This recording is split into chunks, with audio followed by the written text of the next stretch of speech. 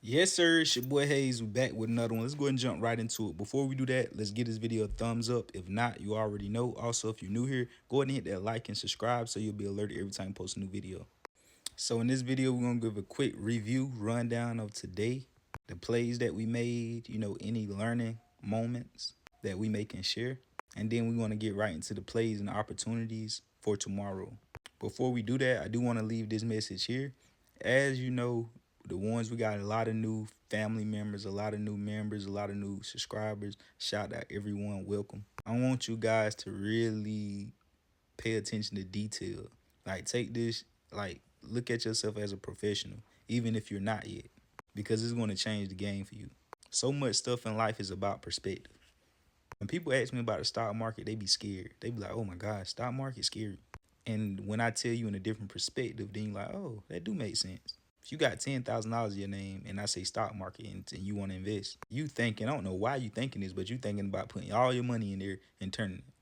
Or it's not even that you think that. You just not thinking that if I got 10K to my name, I can put $100 in the market and work with that. Start making $5 and $10 and learning with that until I got the knowledge to make more. But some people, you can come with $100 or $50, and that $50 be the kickstart to changing your life around. My guy right here, he only started with $65 in total, and in 1 week, $2,000 off the plays that I've been calling out.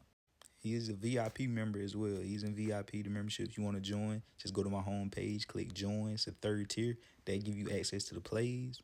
But the last tier exclusive, they give you the plays plus one-on-one with me, help, learning. Wouldn't the learning and one-on-one be like voice messages when you need help asking me questions and stuff? I send you a voice memo over. That's how we'll be conversation, just like a phone conversation. But it saves people time.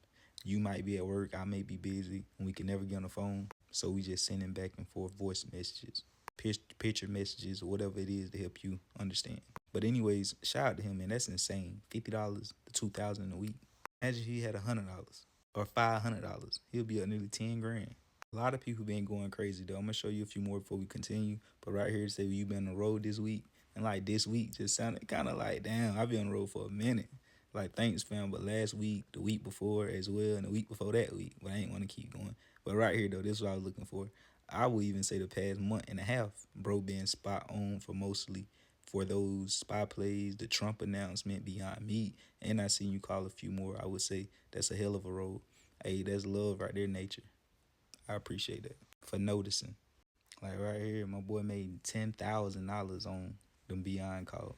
I love to see stuff like that, man. My thing is, what I can't stress enough is keep it. If I made 10 grand, don't get the mindset, oh, now I got more money to make even more. No, nigga. Now use less so you can keep what you made. Niggas play ass backwards. My bad, I'm trying to quit cussing, but some stuff to help me put out what I'm trying to put out and get it down, like it just I'm trying to make sure it stick with you. Using profanity sometimes you cuss at somebody, it make them like stick a little better. But I'm gonna quit doing that though. I ain't really trying to use those words. So then for me, I made a loss right here. So Beyond Meat, that was just a small loss because I'm getting in and out. Like I already had made money prior, like on my own. Like I seen the opportunity, I got in, made like a couple hundred. And then I alerted it because I seen it wasn't done.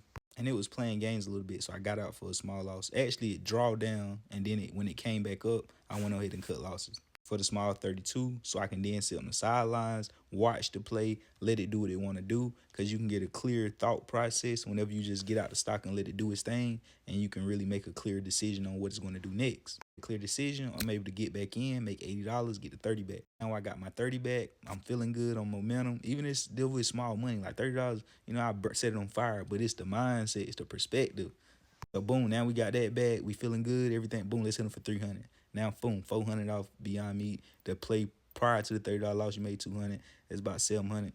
And then right here, we alerted Intel at the close. I alerted a little too late. Like I said in VIP, earnings plays is a bonus. If you catch an earnings play, that's a bonus. I don't even supposed to be doing that in regular VIP anyway. Like exclusive, like members, we can talk about it if they want to know it. Because, they want to know it because I know they got a little bit more funds and bigger trading accounts if they're in exclusive anyway. And they can take on a little bit more risk. So I be trying to keep everybody else safe that don't have the funds. That's why I don't really want to call out earnings plays to them because it's 50-50. Don't nobody know what an earnings play is going to do. They can report great earnings and go down. They can report bad earnings and spike up. Just like Beyond Meat that I called out because I'm on it. Like the people, they reported bad news. They was going out of business damn near, and then shot up 1,000% in a week. So you have to be careful. But right here, I basically let you know, and I don't just say I'm playing both sides on it, but don't let you know what I'm leaning more towards. Like right here, I say more on the call side. So that means I would have 2,000 on calls, 1,000 on puts, or something like that. If it go up 300% or as much as I expect, the 2,000 turn to 6,000, 6,000 subtract $1,000, I'm still up $5,000. Basic math. So that 2,000 on Intel tomorrow gonna print. Right at the close, it only went up like 17 cents, and I was up 200. So do the math, like $1,000 for every dollar. I don't know, should be up probably $4,000, hopefully. And sometimes I go bigger, but I have to go small so much and build up my winnings. So when I do go bigger, if I lose, I didn't lose because my winnings prior of the small made up for it. Make sense? Sometimes I even drop 5, 6, 7 bands in the stock real quick. So going to tomorrow, I will be watching Hims, Oracle, SPY, Tesla. Hims, Oracle, SPY, Tesla. SPY, I'm gonna let you know my opinion. I do believe SPY is approaching a major wall right here at $673, $674. If this don't break through that aggressively, the market is going to tank hard on this Friday. It should tank hard. Usually on Fridays, the market move a lot. So if SPY run up to 673, 674 and rejects and start to give me signs of a breakdown, starts to, come down, I'm going ahead and getting in those puts. And now I sell into strength. As it start to spike down with aggression, I sell into that strength. If it breaks above 674 aggressively, it's calls. But me personally, I may still not buy calls, being for the fact that it's making new highs and you don't know where it's going to stop out at before it tanks. So if it breaks off to the upside, the only way I get in calls is once it rip, I want to see where it come back down to, because it's gonna come back down. So say if it rips 774 and it go to 780, I'd watch it the whole time. And once it come back down, I will make my decision. If the market is still in a bullish standpoint, I'm watching the news, I'm watching other stocks. And even after that breakthrough of 674, I may even watch until it slows down and start to pull back and go puts. Because a lot of people is going to be watching this tomorrow for puts. So the psychology of the market, they will let it rip. But if it rip, I feel as if they'll really rip up a couple dollars and then it's going to tank even harder. But like I say, opinions don't matter. It's more so what the market is doing in real time. Also, I want to keep an eye on Coinbase. Coinbase right here at 326, 327. It break through that 327 wall. This thing could rip fast. If you know Coinbase is one of my stocks, this thing could rip 10, 15, $20 on a good Friday. So if Bitcoin, watch Bitcoin. Bitcoin stays up, and especially if it starts to run up 112, 113, 114,000, Coinbase usually is going to tread right behind it. So I have Coinbase and Bitcoin on my watch list right beside each other so I can see how both are performing. And sometimes psychology of the market, Bitcoin can rip, Coinbase go down. Understand that. But most of the time they run together.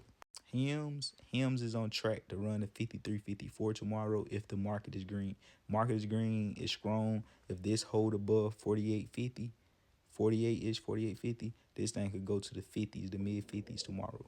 It got to hold that key level though. If it don't hold those key levels, it's over with. Right here, Oracle. This is another one. This going to the 290s tomorrow, maybe even 300, depending on how strong the market is. The market is strong to the upside, it's going to those levels, 290s, 300. If it's not, the market weak and it sell off, obviously, this may sell off too. You know what I'm saying? So if the market is bullish, I'm looking at Oracle, Hims, Tesla, Coinbase. The market is bearish, I'm just focusing on SPY. So you already know what to do. Add your boy on the Instagram at the BHayshow _. Feel free to hit me up for a one-on-one calls or anything like that. I love you. Feel free to join VIP too. I love you. We out and God bless you.